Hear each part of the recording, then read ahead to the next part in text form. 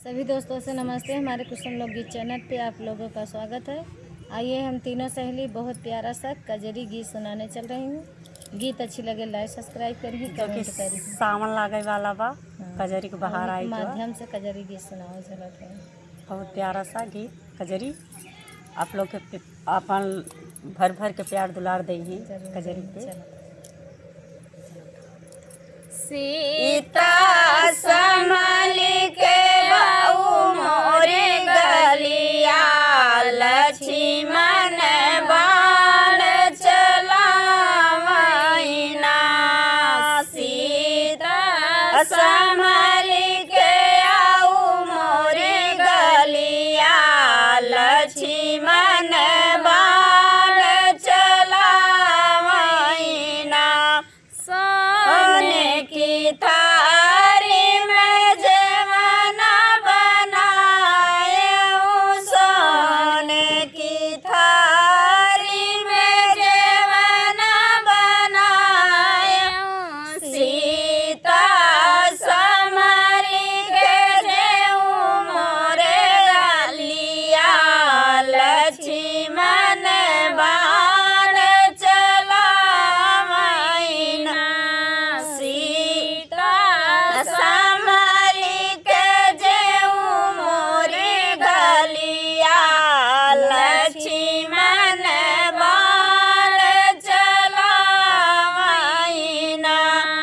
Sita summary के आयु मोरे गलिया, लक्ष्मण बाण चलावैना।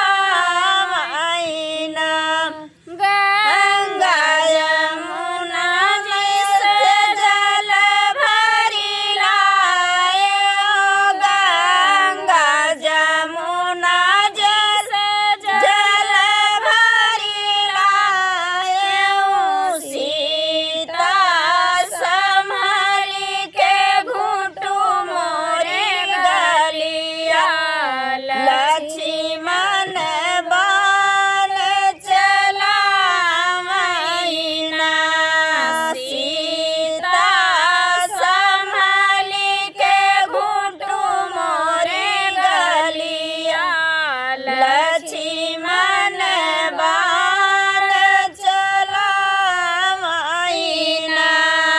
सीता संभली के आयु मोरे गलिया, लक्ष्मण बाण चलावैना। चिलवांगे कबीरा जोगराए, चिलवांगे कबीरा लगाए। सीता संभरी के कुछ मोरे गलिया, लक्ष्मण बाण चलावैना। सीता संभरी के कुछ मोरे गलिया, लक्ष्मण बाण चलावैना। सीता संभरी के आऊ मोरे गलिया, लक्ष्मण